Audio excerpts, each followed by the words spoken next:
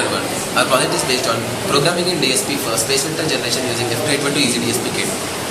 Here, 230 volts is given from the supply mains, and this 230 volts is stepped down using this potential transformer. This is stepped down to 3 volts, and this 3 volt is fed to this data acquisition card.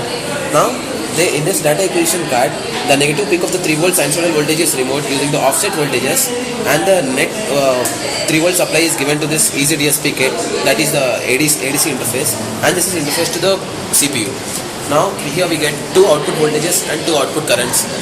The currents are given from this current transformers, similarly from this potential transformers.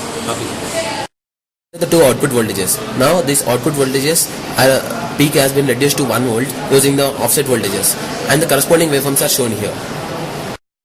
These are the corresponding voltages, that is V1 and V3.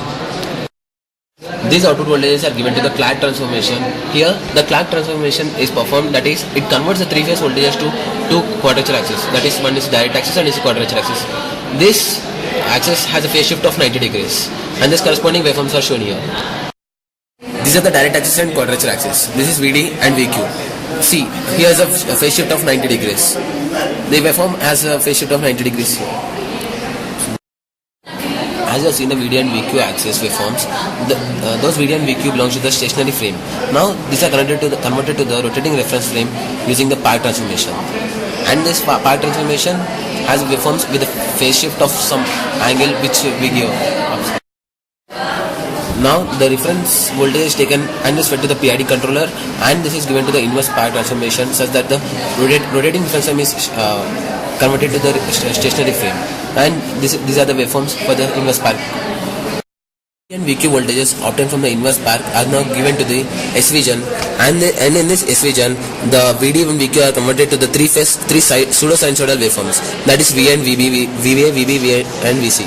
This VA, VB, VC are helpful in determining the sectors. By determining the sectors, we can easily identify the duty ratios, that is the time periods TA, TB, TC. By giving this duty ratios to the PWM, we can generate the pulses. These are the time duty ratios for the space vector generation waveforms.